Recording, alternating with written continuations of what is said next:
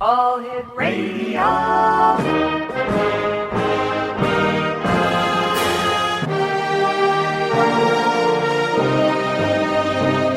Welcome to the X Zone, a place where fact is fiction and fiction is reality.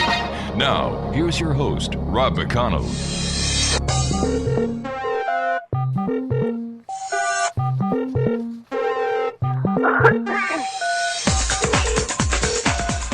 Welcome back, everyone. You know, there's a lot of earth changes that are going on these days, and my guest this hour is Charlotte King. And Charlotte has a gift of, what I'm going to do is I'm going to let Charlotte explain everything herself. First of all, Charlotte, great having you back with us here on the X Zone. Well, thanks, Rob. Thanks for asking me back. Hey, you know you've got an open invitation here, but I'd like you to tell our listeners a little bit about yourself. Okay, well, I'm 67 years old. I was born and raised in Salem, Oregon. Mm-hmm. I have 3 children, 6 grandchildren. I've always been a little bit out of the box, I guess you might call it. Back in 1976, I began hearing a sound that no one else seemed to hear. And after I heard it in one particular location, then I found out I began to hear it in every location. No one else seemed to hear it, so, of course, they looked at me kind of funny. Tests and all revealed that I was hearing something, but it was down below the range of human hearing. Didn't know what it meant until 1979.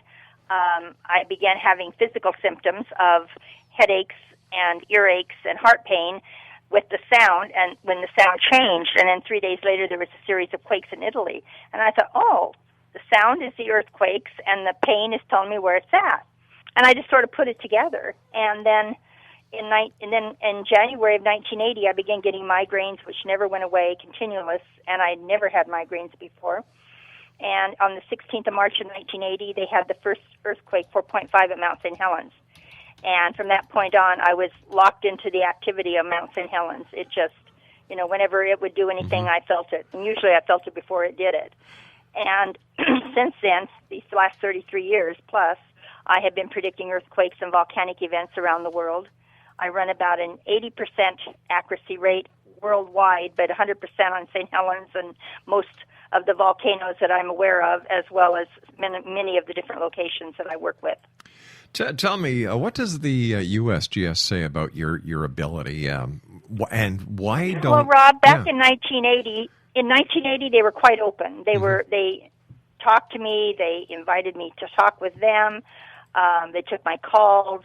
They helped me out. Sure. They confirmed things. They don't do that anymore. Why? I don't have any contacts at USGS anymore. Why not? Well, 2 reasons, I think. One, it's hard for them to accept something this far out of the box because it's nothing that they're taught. Secondly, the people that were there 33 years ago have either retired, died, or just went away, and the people that are working in the media and for the most part, and in the USGS and things, many of them weren't even alive when St. Helens went into activity. And so it really throws a whole different light on things. If I called up someone, as I've done in the past, a TV station or something, and say I'm blah, blah, blah, and this is what I've done, they don't know who I am, what I'm talking about.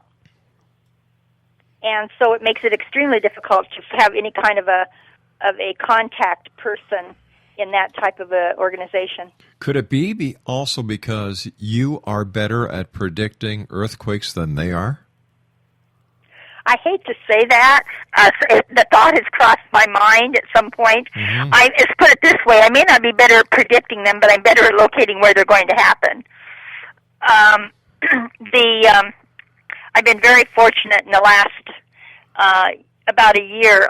Or not even a year, 8 months, 6 months. I've been in touch with someone in the one of the tsunami warning centers, and I am passing on my information to this person, and they are taking it, and they are, I'm sure, keeping track of what I'm doing. They don't get my email. But they do get updates from me on a regular basis about specific precursors I watch for, and every one of these precursors I watch for coincide with quakes of over 7 or greater. Now, the trouble with the these particular earthquakes, the 7s plus, are that for the most part, 99% of the time, I cannot tell you where they're going to happen because in my mind, based on what I'm looking at, they are not natural earthquakes. What else can it be? Wait a sec, hold on here. They're not natural earthquakes. If they're not natural, what are they? Well, I don't know. All I can tell you is from my own personal experience and from the experience of one man who I genuinely believe, he's no longer with us, but my personal experience is, and I won't say what they are on the air, but there are specific precursors I watch for, what I call primary precursors and secondary precursors. Before every one of the quakes since 1989, I believe, about 1989, these same precursors have shown up before these earthquakes. Charlotte, you and I have to take a commercial break. Please stand by. Exo Nation, sure. Charlotte King is our special guest for this hour. And if you'd like to visit her website, it's www.visor.net/tilde, Charking/.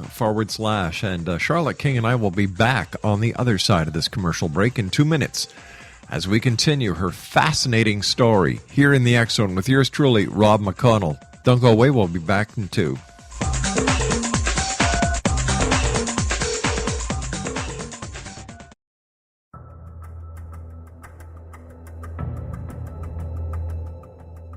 Modern Esoteric, Beyond Our Senses by Brad Olson, consummates the lifology story about where humanity originates. It is the lost continents, the primitive wisdom, the mythos of creation, and the rethinking of ancient history as we are taught in academia. There is much more to the story than what we have been told. As this is the first book in the Esoteric series, Modern Esoteric starts at the beginning of time and accelerates up to this modern age. Future Esoteric is book 2 in the series and takes a forward-looking position ahead of today with an open and honest examination of the ET issue and various unexplained phenomena.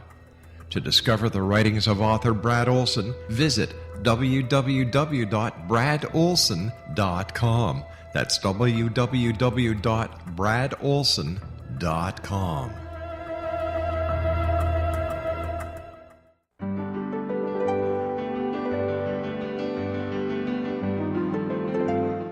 Named one of the world's greatest psychics, Elizabeth Joyce is now giving readings worldwide via Skype.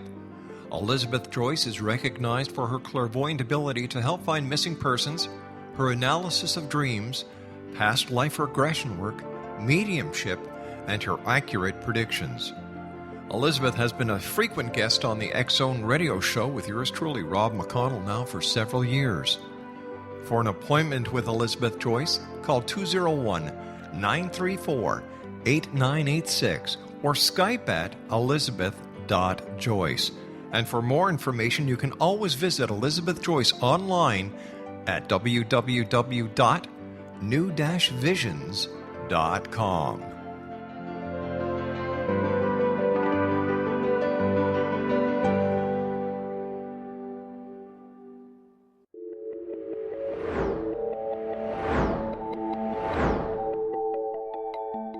Do you have a dis-ease that you would like to alleviate through a natural means? Have you been contacted by angels, ghosts, or even extraterrestrials and want to validate these experiences? Or would you simply like to speak with someone who can help you find your life's purpose? I'm Dr. Joseph Mara, and I'm offering my services free of charge for first-time clients contacting me during the month of April.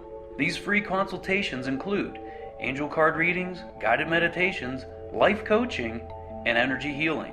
If you have always wanted to explore these types of experiences but were skeptical or simply could not afford them, then take advantage of this free special offer. Contact me through my website, aguidinglight, spelled LITE.com, to schedule your consultation today. Until then, I offer you love, light, and laughter.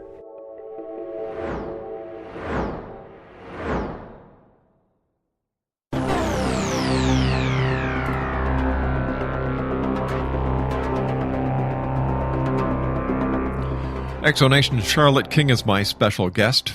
www.visor.net/tilde, Charking /. It seems that you have developed a symbiotic relationship with Mount St. Helens. Is there any known reason why this has happened, and has this happened to anyone else before? Well, I can't say for certain that it's ever happened to anyone else before. Mm-hmm. I'm the first one, as far as I'm aware of, that was ever, tested and verified repeatedly by various agencies, both medical and scientific. And I don't know why it happened. I just know maybe it has something to do with my location here in Salem. Perhaps it has something to do with my own body. I don't know. But for whatever reason, I can feel St. Helens whether I'm here or 1,000 miles away in Colorado or in Sacramento. It doesn't make any difference. When it moves, I feel it instantly. Wow. So are you a born sensitive, or is this something that you've acquired over time? You know, I think I was probably born that way, but I think I probably blocked it until 1976. I had been attending a parapsychology session of classes at the local community college, and we had learned to do our own pyramids, personal pyramids, out of PVC pipe. And one of the things they said to do was meditate in the pyramids, which I did. And it said everything gets stronger, and it was right about that same time that the sound started and everything came slamming in. Wow. And so my guess is that it might have made me more aware. I don't know if there's really anything to that. But since magnetic fields are part of the pyramid as well as earthquakes are, it's a possibility that it did something. So does it matter where you are when you sense these events? No, it really doesn't, because if they are electromagnetic, as I truly believe they are, and most scientists I've worked with believe they are, magnetic fields move at the speed of light, so distance is not an option or an issue. So why is it you think that the government, or in this case the USGS, and members of the media don't take you seriously when you have a proven track record? Well, I think some do, but like as I said, there's very few out there anymore that I can even contact. I still have contacts at emergency management in Oregon. I still have some contacts in emergency management in Washington. I suspect if I called California Office of Emergency Services, they would probably listen to me because they had been ordered back in 1980 to take all my phone calls collect from Oregon. And so my thoughts is I could probably make people listen. Whether they would believe me or not, something else. And of course, as you know, once that information is out there, there's nothing we can do to prevent it anyway. And in some cases, the reaction of people to that kind of information to be more damaging injury-wise than the event itself. Tell me, can you turn this on and off? Absolutely not. It's there. All right. So how do you get any peace?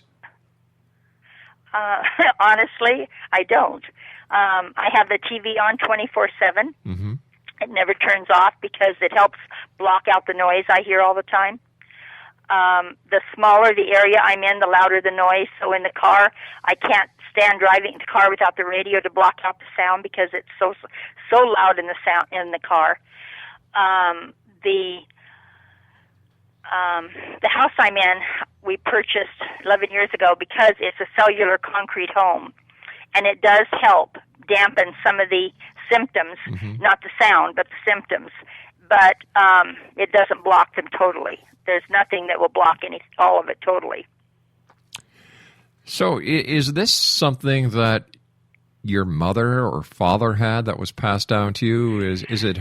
I don't think they had it, but when I became sensitive in 1980, or became aware of what I was feeling in 1980, right, more and more people at that time also became sensitive or aware, and my mother and father included. My daughter, my youngest child, was also sensitive. My boys weren't too reactive to it, but my daughter was. And there were hundreds and hundreds of people that were feeling these things. They just didn't know what they were feeling. My goodness. You know, I've got a headache, I'm dizzy today, my heart's bothering me a little bit, I'm disoriented. You know, you can put that down to all kinds of causes. Sure. How about... And for the most part, it was related to the mountain. So do you...